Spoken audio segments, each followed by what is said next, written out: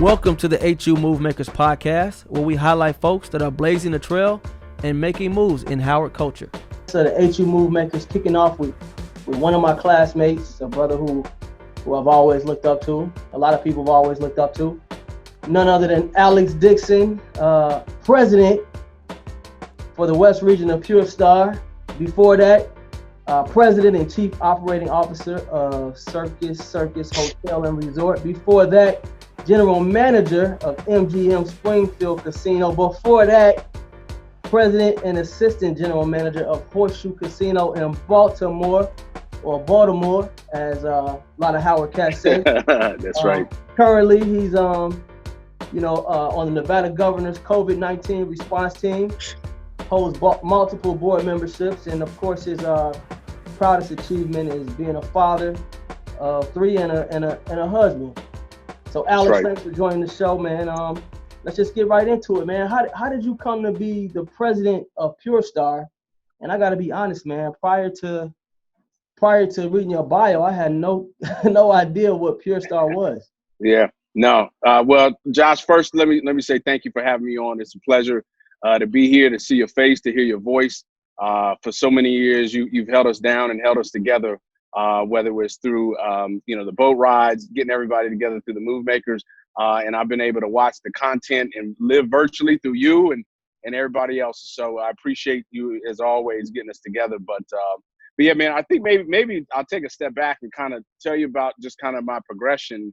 And then, we'll definitely talk a little bit about PureStar. But, by way of background, I'm born and raised here in Las Vegas, Nevada, third generation. And a lot of our family, we moved out west.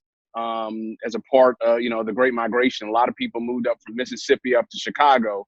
Our family, we moved from Louisiana, didn't make it all the way to LA, and we stopped in Vegas. And so my grandmother was a housekeeper. My dad is from Alabama and got out here through the Air Force. And, our generation, my generation, is really one of the first to be born and raised in Vegas. But went to Howard, and I know we'll talk a lot about that a little bit later. But after school, I started at Goldman Sachs in New York, working on Wall Street, doing mergers and acquisitions. Moved to London, then moved to LA. Met my wife in LA. We then were expecting our first, so we moved back home to Vegas, or moved to my home in Vegas. She's from Delaware, and started shopping. And really, I was working at a boutique investment bank out here, but really got the bug to move into general management. And so I joined Caesars Entertainment, was with them for a little under 10 years, and really, was fortunate to have the right coaching, mentors, and development. But I knew that if I wanted to break into operations, I needed to step out. And so, I landed in Baltimore, but I think it's important to note that, I applied for jobs in New Orleans. I applied for jobs in South Africa, and I applied for different opportunities even here in Vegas. Didn't make it, but, that doesn't make it on Facebook, and that doesn't make it on Instagram, the ones you do get. And so was very fortunate, moved the family in 2013 to Baltimore. I was assistant general manager. We spent about 4 years there altogether, 2 years developing the property, 2 years operating it, and got a call from MGM about an opportunity. And actually, it was Tunica, Mississippi. My wife wasn't too keen on moving to Mississippi. I didn't get that role, but the next time MGM called back, it was for the general manager role in MGM Springfield. So we moved the family up in 2017, and we thought we were going to be in Western Massachusetts. Springfield's about an hour and a half west of Boston. We thought we were going to be there for a while. We loved it. It was a great community. But as in life, there's all stuff changes. And again, my role was going to be eliminated in Springfield, Massachusetts. And so I said, hey, I better hustle and try to find something else. And fortunately, I landed at Circus Circus as the president and chief operating officer. Wow. And moved the family really about this time last year, at least I did, and moved from from Springfield back to Vegas, and would fly back and forth every 2 weeks to go see the family until they moved out. And then right before Labor Day, we got the kids enrolled in school. And then right after Labor Day, the CFO of our company, MGM, says, hey, Alex, we're selling Circus Circus. And so, I just moved the family out here and really was at a fork in the road as to what do I do? Do I stay in the gaming industry? It had been very good to me. But I had an opportunity, a friend of mine we were analysts together at Goldman Sachs literally 17 years ago. She is the CEO of PureStar. And PureStar, we provide all the laundry and linen services to all the major hotels on the Strip. We have assets all across the country, and we're building really the first nationwide laundry provider. And so I joined in January of this year. We have about 1,200 employees here in Vegas, and I'm responsible for most of our West Coast operations, but primarily focused here in Vegas for right now. And it's been a blessing, man. It's to be able to keep my family here, to be able to take the next step in my career, and keep it pushing has been a wonderful thing. So that's the story in a nutshell. You mentioned Yendra, my wife, and we have 3 beautiful kids. So what is it like to be from Vegas? It just seems pretty cool to be from Vegas and then to come back in such like a high profile position. So you're obviously in high school. I'm sure you had success there, but did you ever see yourself coming back to Vegas as like president of almost what's $1 billion company? Yeah, it's amazing. It's a blessing, and the funny thing is Las Vegas is just like any other major metro area. In this case, we have a big industry, and for a long time, particularly when I was growing up, we were a small town with a big industry. And so, the lights and the glamour and the really the marketing prowess that Vegas has really now for decades has been, kind of the focal point of kind of that coming of age and exuberance within not only, the U.S., but the world. And so it's a blessing to kind of grow up here. And then you can connect with the people who are running these big facilities. But at the end of the day, they come back out to the suburbs like where I am now, and we live and we raise our kids. And so there's no really magic to the day-to-day life. What is different is that there is no place in the world that's like Las Vegas. And we're hurting right now. It's, as you can imagine, we throw a party every day of the year. And our job is to keep people safe, get people here, have a good time, and relax and to be able to go. And we're not able to do that right now. And we're one of the hardest hit kind of economies as a part of this coronavirus because, we're getting close to 25-30% unemployment within the state. We've seen things and we've been hit hard, whether it's from 9/11 or other things in the past. But there's absolutely nothing like this. So what is that like? Obviously, people see the title of president, but we know a lot of responsibility comes with that because you're managing a lot of people, a lot of families depend on your vision for every day. What is that like to have to lead an organization through a time like this? Take me through like a day in the life of what those conversations are like. No, it is a burden. It's a responsibility that, I joke with people all the time. I said, one day I'm going to write a book, kind of titled, When They Become Us. And I think so many of our both classmates and people, who come through the Howard experience or just who are strivers. We all look and want to be, let's say, the number one or the in these leadership roles where you're in closed doors and you're making decisions, and it's extremely tough because I'm an empathetic leader. I think about the multiple families, but to give you a sense is particularly in my role now, from a PureStar perspective, is that we are directly tied to the hotel industry, and if the hotels are closed, we've kept one of our facilities open.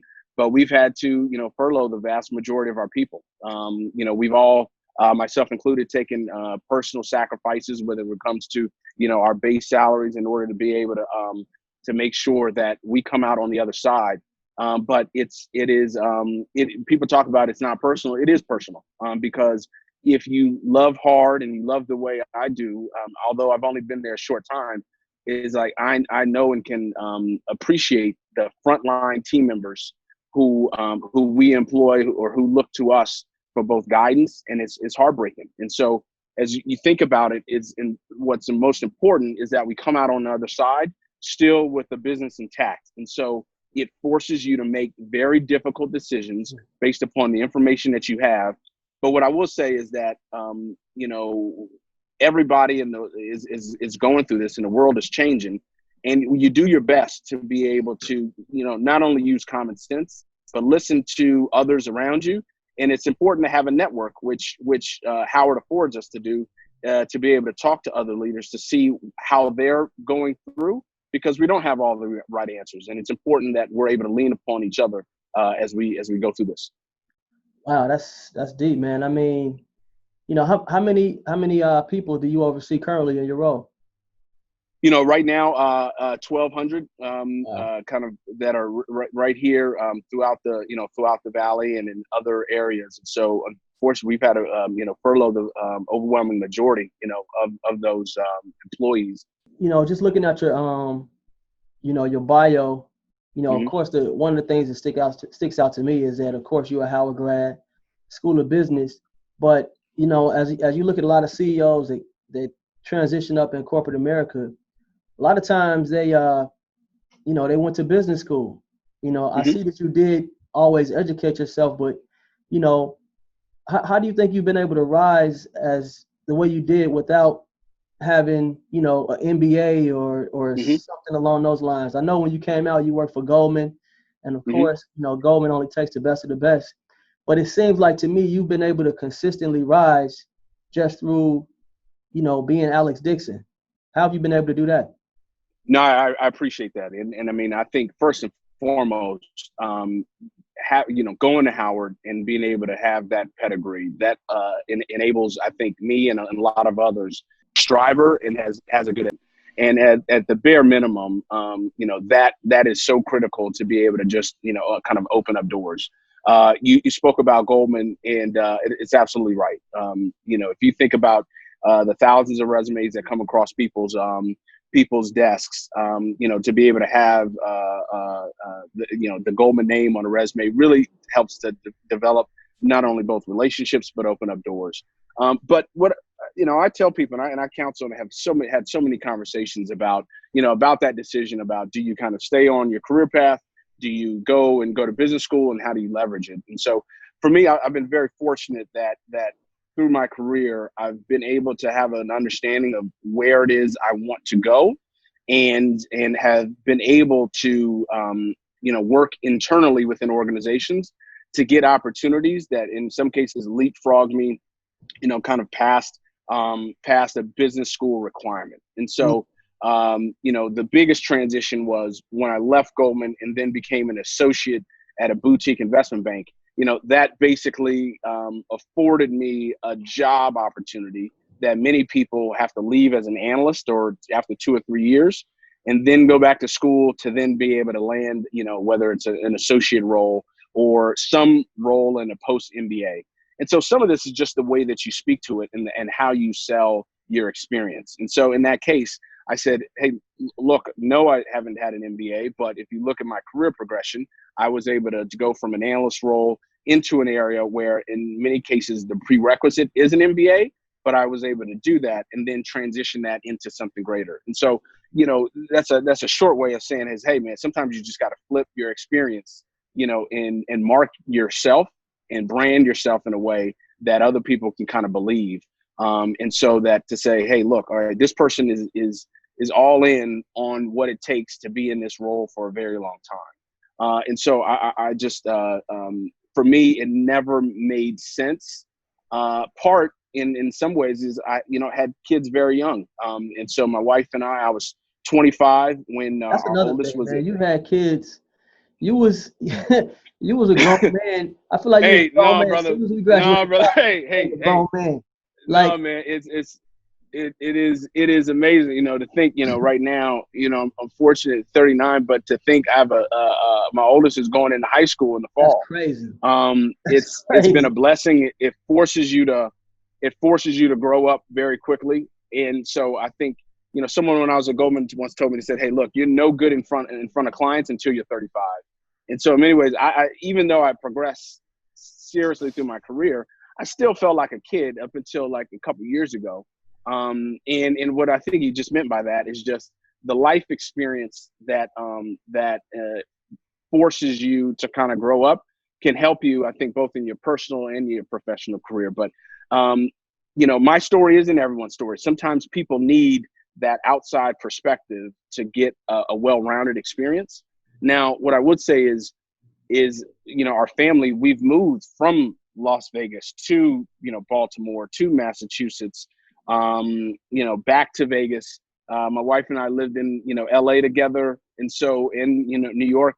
And so I think all those different experiences really helped me to kind of point to the life experience that enabled me to kind of continue to progress, without that MBA.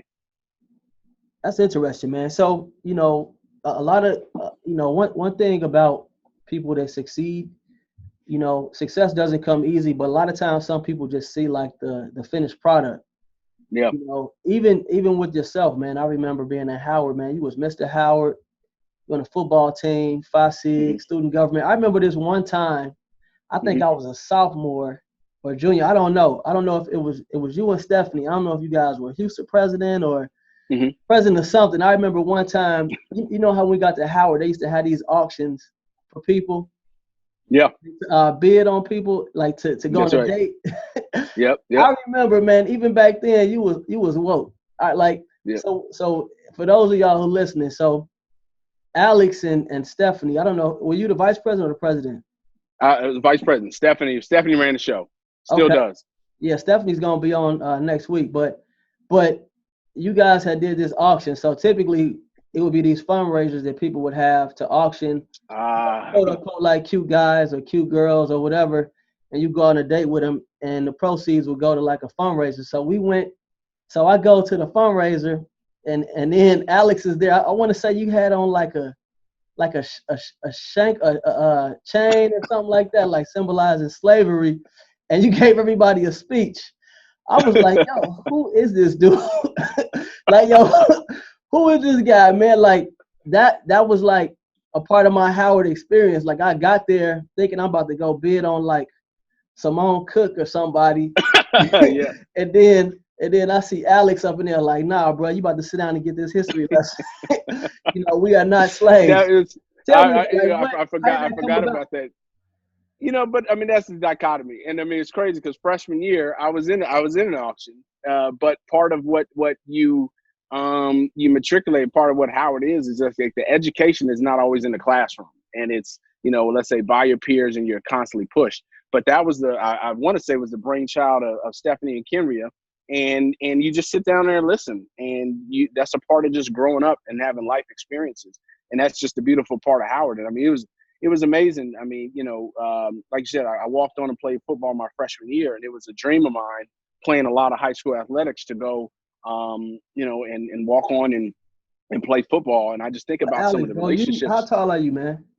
Man, I'm probably 5'7" on a good day. Oh, you 5'7". How much was you weighing? You was like what, 130? I was a buck 40, buck 50. No, I was probably buck 60. And we ain't got the best facility, so you walked on. You want to play tackle football on the cement. What was you thinking, man?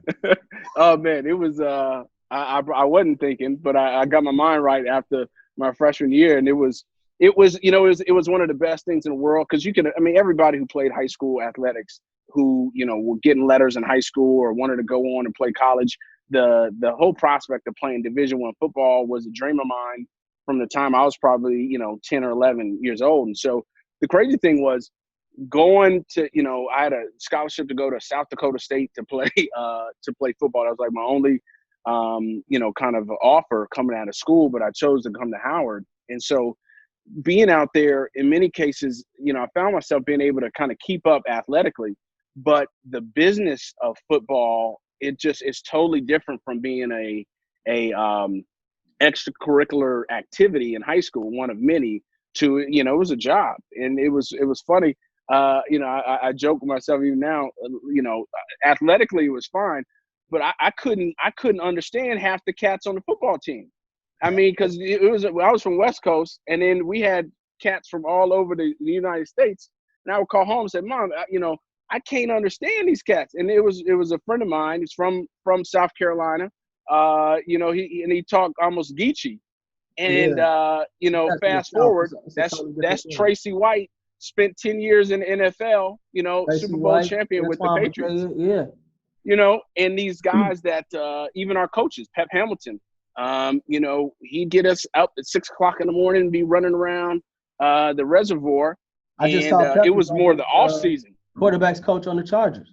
That's right. And so, just thinking about the level of talent that we had, clearly we didn't have the best facilities, but I'm just amazed at how many of those people who I was on the team with have progressed and gone on and done super well. Even though, you might not have been like a all-MEAC or whatever, how did you – I remember coming to games. I remember hearing about you. I think they called you like Boot Up or something like that. Boot Up.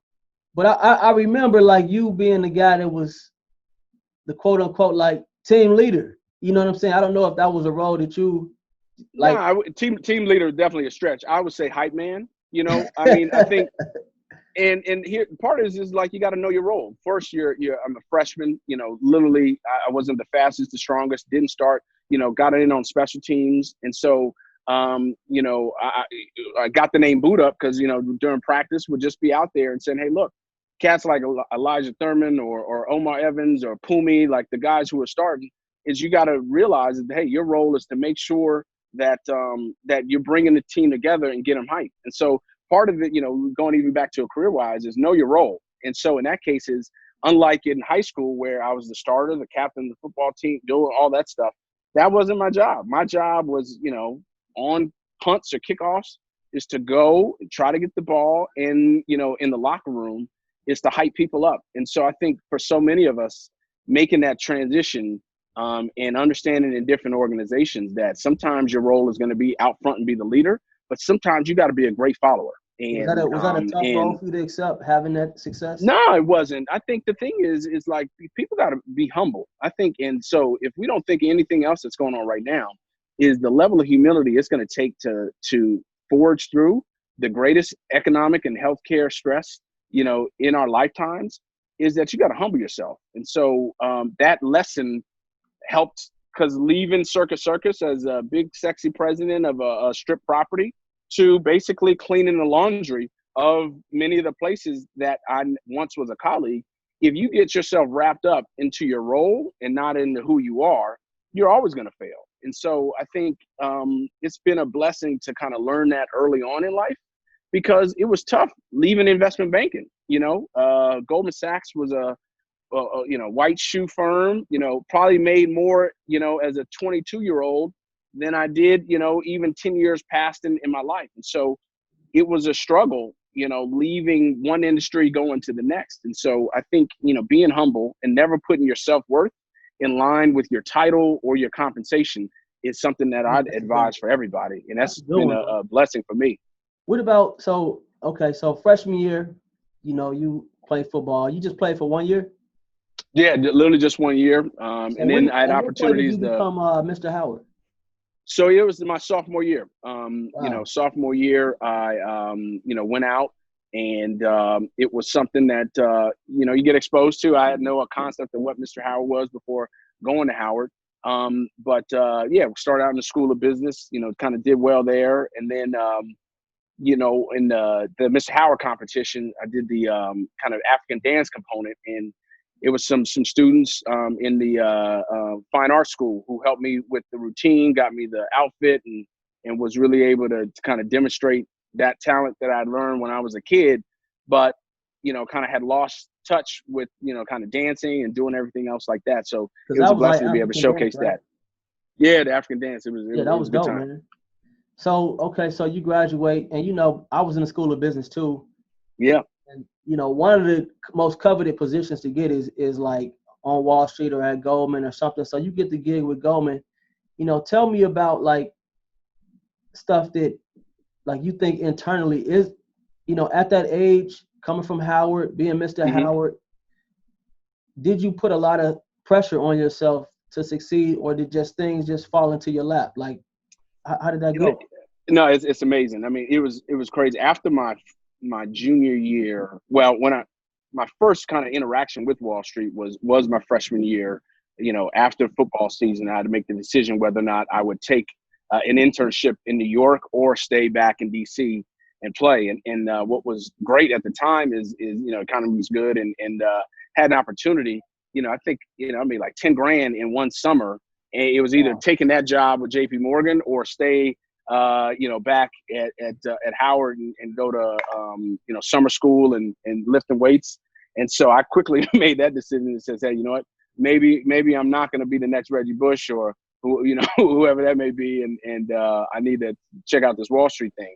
And so fortunately I had a lot of great mentors, guys like Frank Turner, who were seniors at the time, who had spent time at Goldman, be able to coach and say, hey, drop the international business. You need to do just finance. You need to get on this internship. You need to, do what Miss Henley says and do what they, come to these info sessions. And in many cases, it's just being coachable and told what you need to do. That said, after my junior year, when I did my first internship at Goldman, I said, I don't even know how long a career this is going to be. But, what I call is fake it till you make it. And in this case, I didn't know what I wanted to be when I grew up. But what things like, kind of Goldman or the McKinseys or the management consultants or even the, Teach for Americas, they did a really good job at laying out what your life was going to be like for the next 2 to 3 years. And so I think many of us, when you graduate and you say, okay, hey, what do I want to go do? Do I want to, pursue, the route that's either entrepreneurial, corporate life, or this Teach for America things? It sounds really good, kind of as well. Because in many cases, they laid out the structure of, hey, it's not a long-term commitment, do 2 or 3 years, and then this is what that next step can be.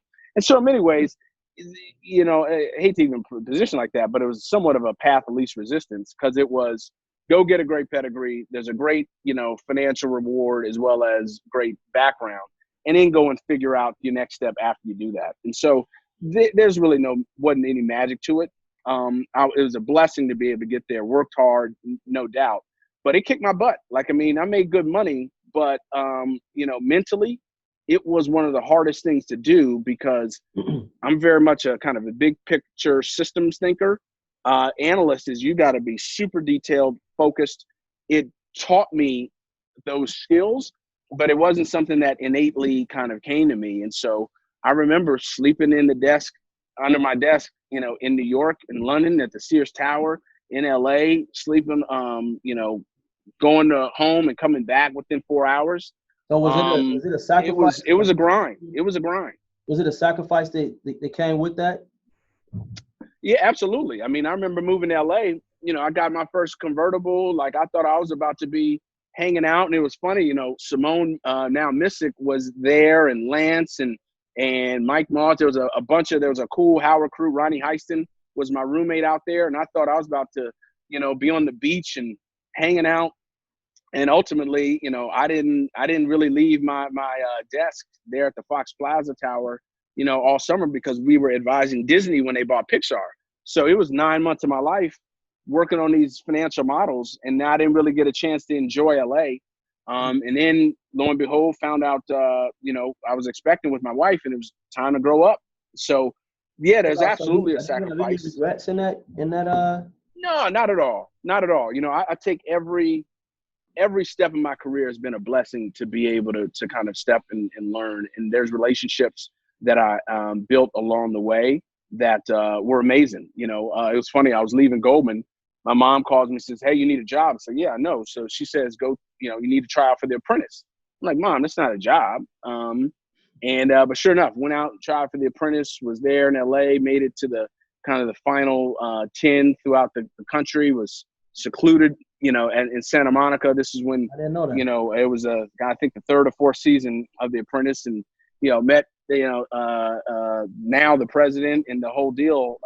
Didn't get on the show, but it's one of these life lessons that it was just amazing to be able to progress and put yourself out there. And sometimes you're going to fail. But it was, I don't have any regrets, professionally as I've progressed. What about, talk about failures, and maybe how failures have helped you get to where you are right now. Like, how do you deal with that? Or if you can highlight maybe a major failure or lesson that you learned that kind of always sticks out to you. Yeah. No, I think first and foremost is one thing throughout the kind of the rapid progression on the professional side.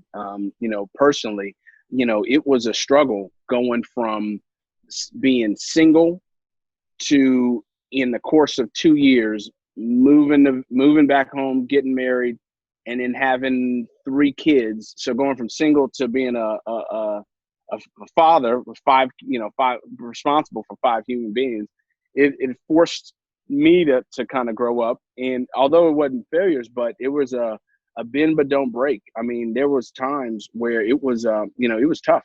And when people talk about mental health, and what I think I realized very quickly on is I had become so isolated that I had become out of touch with a lot of my friends, and really through this last year when Kobe passed, it kind of hit me hard because he was 41, 42, so we're right around that age, and it struck me that I need to reengage. In this case, it was with my high school buddies.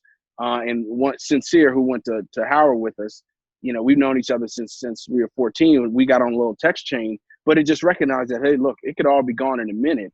And so it's helped to put in perspective that the career and the all the things that are, let's say, kind of outwardly important, really sometimes just don't fulfill you. And those things that fulfill me now or give me an even more kind of perspective is my family.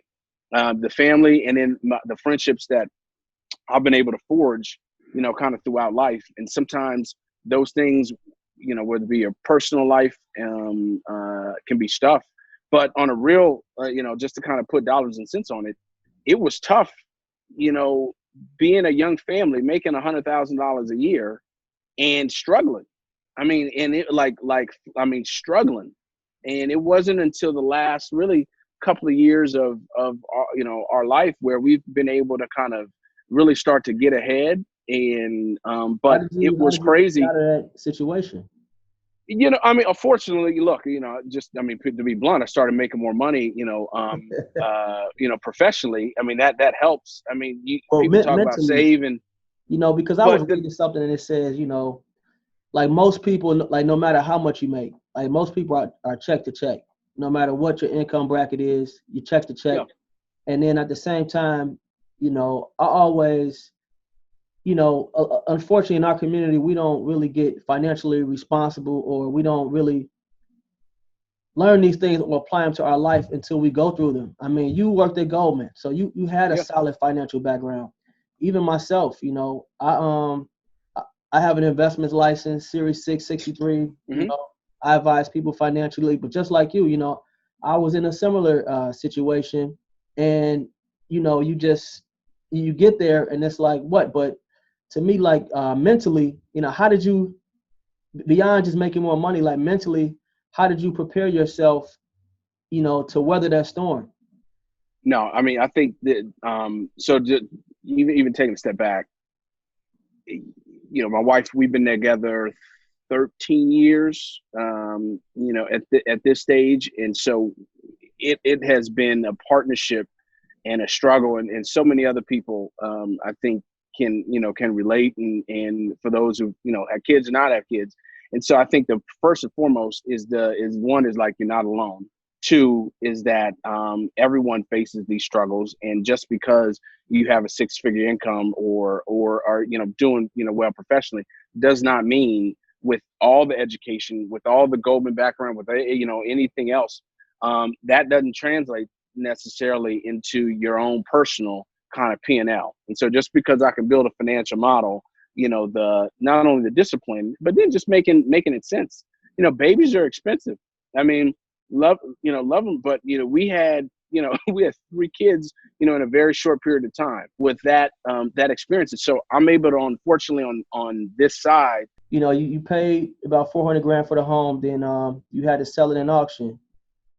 Yeah, no, I mean, and I think it gives you, again, that's not something you see on Facebook, but now, years after that, having come through that experience, it gives you those life lessons again, that all the while career was doing well, there was a lot going on, let's say, behind the scenes. And so the biggest accomplishment is kind of keeping our family together, staying focused, keeping our head above water. And so I share those things, in blunt terms like that, because I think there are a lot of other people that have either experienced it and have overcome, or in some ways maybe about to experience it, because there's no way that we're in the midst right now of the greatest economic depression that will happen in our lifetimes. And if I think of the Black wealth that we thought was created over the last, let's say, kind of 10, 12 years, it's being wiped out within the last quarter. This isn't about a temporary hiccup. We're going to be in this situation for some time. And I think we totally have to reframe how we think about capitalism, how we think about, let's say, our own well-being, and how we need to adapt together in order to overcome what we're facing right now. My wife, she went to a PWI. I have a lot of friends that did. Mm-hmm. And one of the things I struggled with when I graduated Howard was really I just didn't feel comfortable with in corporate America. I just didn't. But I have a lot of friends, people like yourself, and other people who we went to school with. I mean, they got in corporate America, killed it. Like, they killed it. Like, was it ever a point that you felt culture shock, or were you just like, hey, I went to Howard? Because I remember you used to always say, hey, I'm Alex Dixon. I'm a 19-year-old, such and such, from Las Vegas, Nevada. Like, was that confidence carried over automatically when you got to corporate America? Or were you like, man, like, there's nobody else here that looks like me, and the closest person that does, they probably didn't even go to an HBCU. They probably went to some Ivy League school and probably don't really, understand what the Howard experience. So I point to a couple of things. So I think I've been extremely blessed from a young age to be able to grow up in a household with both my parents, who kind of gave me confidence, at a very young age. And so, Howard didn't give me that confidence. My parents did by the time I was 6 and going to kindergarten. What growing up where I was, there's a historically Black part of town where my parents kind of grew up, and I was born there and then moved, out to the burbs. And so at a very young age, I, kind of developed, which many of us have, is this ability to code switch, to be able to, kind of do well in spaces where we're the minority. And what Howard, did for me was give me that confidence that says, hey, look, I wasn't just the nice, young, kind of well-mannered Black kid who did well in high school. I also, that can translate into a different setting, which is Howard, which is, if you were going to succeed, it was surrounding yourself with the right people, kind of being engaged, and your skin, at least skin color, wasn't determinant of success on Howard's campus. And so Howard gave me that confidence that says, hey, look, I can do well in both settings. And then the exposure kind of going out. But in many ways, it's like opting in. I think if I think about, let's say the success in corporate world is I've had at a very young age being exposed to white men who've been in leadership roles kind of throughout. And that life lesson and that life skill of how to listen, be coachable, while at the same time be assertive. Because as you think about progression through career, it really hasn't been until the last couple of years that I've started to work for people other than kind of white men in these spaces. And so being able to open up, be myself, be comfortable, because I've had those life lessons from a very young age. And so not everyone has. And to be quite frank, corporate America isn't, let's say, for everybody, right? Part politician, part business, part, kind of, humility, have that ability to hold your tongue, but that doesn't necessarily put me above or better than anyone else is. And so many cases, people who, let's say, either don't have that specific skill, make them to be uber successful. And I look at you a lot like I look at Diddy. Diddy wouldn't be in terms of traditional corporate America working, a traditional 9-to-5 and, applying for this and doing XYZ. But Diddy has something that me and many other people in corporate America don't have, which you have, is you're a creator, you develop, and it enables you to afford a different lane to be a creative that, I both admire and, aspire to be one day. Howard can help propel you to excel in whatever field that you want to pursue in life. Did the Alex Dixon in high school see himself where you are now? I always knew that I wanted to be successful. I had no idea growing up in Las Vegas that, I'd, one day live in London or live in New York or, live in Springfield, Massachusetts or Baltimore or LA. But all those experiences have helped me to shape who I am today. And now that I come back to Vegas, I can use those life experiences to go. But, success is a journey, not a destination. My mantra is to keep pushing. And that's what, in high school, I really no idea what I wanted to be. But along the way, I think we all need to own, our introduction of ourselves. And that's why I always took great pride, you spoke of it, of, saying one of the most important things I learned from Howard was that 30-second introduction of, good afternoon, my name is Alex Dixon, 19-year-old freshman from Las Vegas, Nevada, and I'm excited to be here. Hey, if you Mr. do that, Gray had us on point, man. Mr. Gray he had did. us on point. He did. And so if you can just do just that, and that's what I, teach, my kids and now even executives to this day, what I sit down is I'll sit down and say, okay, hey, we're going to role play just Really? introducing yourself. Yeah, absolutely. Absolutely. Because it's a skill set that even, people who have PhDs haven't necessarily mastered. Mm-hmm. And so to that end, some of those soft skills are what differentiates you, in any setting in life. And having that confidence is just most important. And so it's one of the skills I was fortunate from Ms. Henley, from, Mr. Gray and others to learn, but it's something I use and now coach people on it, each and every day. Wow, that's dope, man. So what's next for you? I mean, you young, not even 40 yet, super accomplished to this point. What's next for you? It's amazing. This coronavirus kind of puts things in perspective. It's like, I'm literally focused on one is the health and welfare of the employees when we get back to work. So on that day job is making sure, you kind of continue to do a great job to keep, personally food on the table, protecting for the family. As you mentioned before, I'm on this governor's task force. Actually the chairman is Jim Murin. He's actually a trustee of Howard University, the former CEO of MGM. And we recently raised $10 million within about a week to provide PPE for people throughout the state. I'm the finance chair for that organization. And so that keeps me very busy outside of just the day job from that standpoint. So we're getting ready to kick off the next round of fundraising for the state, and then have spent a bunch of my time focusing on increasing the testing capacity for COVID-19 throughout the state of Nevada, both in Reno and in the northern Nevada area, as well as down south. So that's going to kind of stay focused. But this one is kind of do a great job, keep your nose to the grindstone on the day job.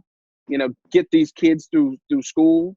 Help my wife kind of start, launch, and ensure that she has a successful business from that standpoint, and take it one day at a time.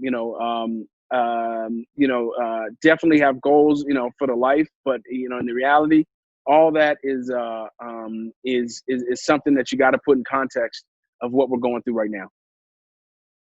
Yeah, that's certainly true. I mean, it's just being in this environment that we're in right now, having the time to spend with my family, and I run that Howard Alumni Instagram. It just, I'm thinking of ways like, man, how can I, still get fulfillment, without going out? How can I think of ways to inspire other people? And this is really what I'm doing, man. So I'm super happy that you're, willing to sit down and share your story with me. But before we leave, I do want to, ask you some questions. I told you I was going to hit you with some Howard trivia. And I'm also hit you with some rapid fire questions now. Okay. Now, before this, I want you to know, man, we got 31,000 followers on Instagram. I got about 16,000 on the email list. So be careful how you answer these questions. All right. Come on, man. All right. So I'm gonna start out real light, man. Okay. And remember, you can only give the answer. You can't explain why you chose it. You can't say, well, what day you know. All right, first one is Green Stadium or the Burr? Ooh. The Burr. Ooh, the Burr. The Burr. That's coming from a football player too, man. Carver or Drew? Where'd you stay? Drew Hall, second floor. Oh, okay. Drew Hall. Ho Chi or China Wonder? Oh, Ho Chi, right down the street. Right down. What was that? Right down the street. Was that Gresham? Right down the street from Drew. Yeah. And let's see. I don't want to get you in trouble, but Ooh La La or Bisonettes? Ooh, I'm partial to the Bisonettes. I'm partial to the Bisonettes. Okay, I'll take that.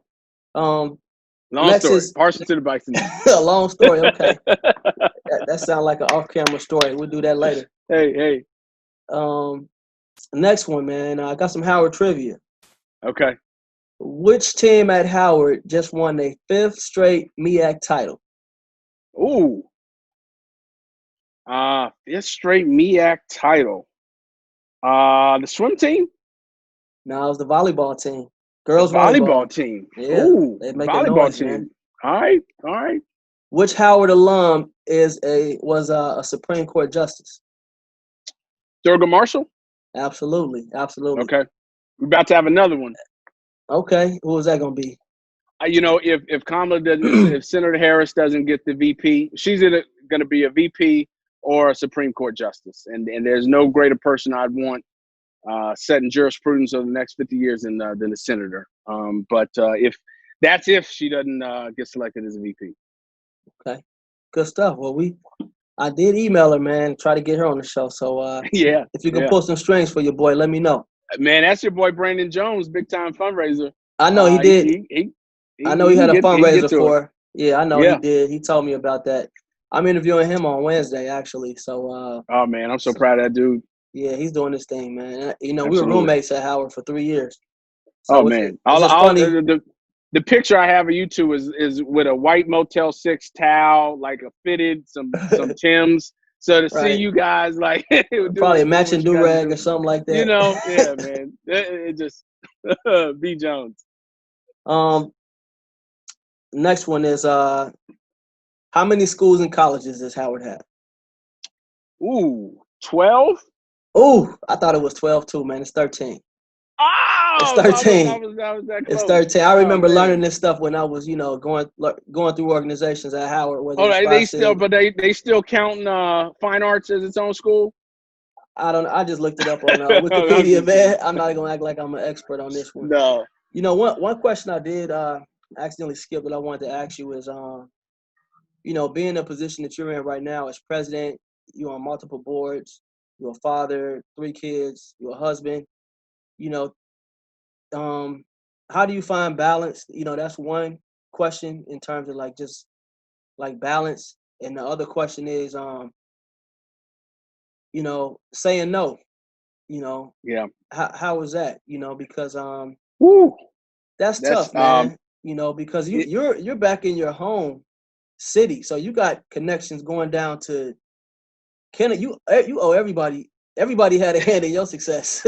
Everybody want to hook up at. I remember we planned a bachelor party for somebody, Mayo, I think, and then somebody in the text line was like, "Yo, ask Alex if we can hook up at a hotel." Yeah, I remember that. Man, I remember Brandon got promoted on LinkedIn, and somebody in our chat would ask him like, "Yo, can you give me a free profile?" You know what I'm saying? Yeah, man. No, I gave out a lot of free cotton candy at when I was president of Circus Circus. But in many ways, it was great going up through the gaming industry outside of Vegas, so that I wouldn't have to get hit up as much on that side.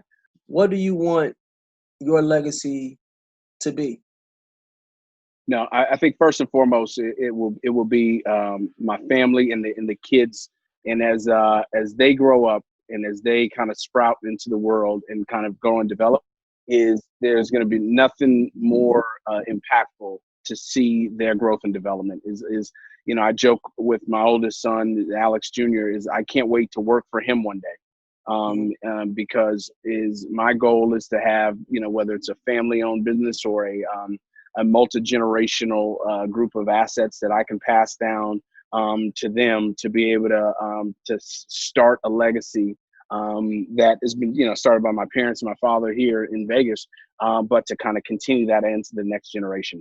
The second from the broader, whether it's the Howard community, just the broader, Vegas, or any community that I've been in, is just that for people to be able to say, he, whether it's recognized me, made me feel valued, or kind of heard and listened to me. And so, I'll share just a little anecdote of something that just recently occurred that kind of gave me a perspective about legacy, and about that is Vice President Biden came into town probably 2 months ago in order to campaign as a part of the election cycle. And a friend of mine had called me up and says, "Hey, look, would you mind driving the vice president around as he goes to his different stops throughout the course of the day?" Wow.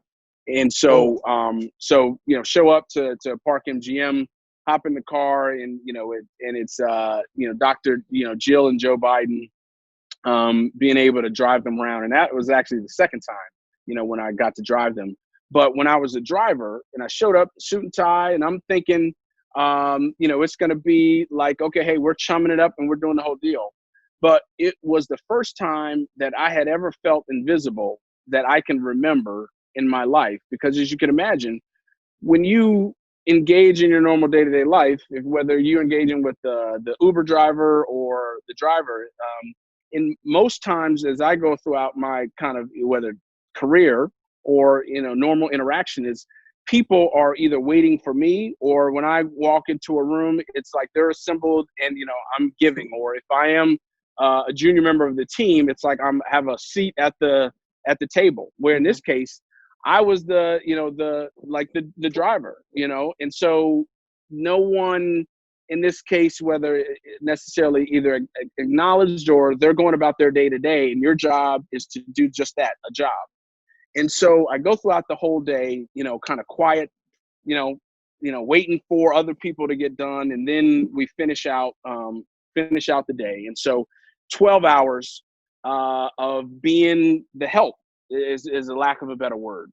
And then at the end of the day, lining up on the tarmac here at the Las Vegas airport, and fortunately, the person who I was interacting with, he stood me out there, and the vice president came by, and we spent maybe 10 seconds. I'll have to see the picture. 10 seconds. He just kind of shook my hand and kind of acknowledged. And it put into context 12 hours of being low man on the totem pole. That 10-second interaction of him just looking at me in the eye and saying thank you, put all that sacrifice into kind of context. Mm-hmm. And so it was the first time that I innately understood why it's so important that no matter how we go about our day-to-day life, for the people who are in the grocery store, the people who are, kind of in many cases who feel, or in some cases are invisible, that we make them feel heard, that we make them feel seen, that we acknowledge their presence. And as we go through this, it's one thing to see it or to say it, but it was so important for me, and it has just changed my total outlook on life. And as we think about legacy, is like, I want to acknowledge people who feel invisible. And wow. Sometimes with the light that gets shown on me, I have the ability to reflect that light onto others. And more than anything else is that I want people who haven't felt like they've ever been heard, is that when you do listen and you do have an opportunity to help elevate their concerns, whether that be the hourly employees who look up to me on my day job, or people who are in the community who look to me for guidance or whatever that may be, is that I see you, I feel you, I empathize with you, I'm thinking about you, and because I've seen it up close and personal. Awesome, man. Well, I just want to say thank you again for joining me, man. It means a lot to reconnect with you. I feel like, we haven't talked in years, but I'm telling you, picked up right off from, 15 or so, 14, however long it's been years ago, man. So it's good to see you, and it's good to. Man, it's great to see you. Keep pushing. I love what you're doing.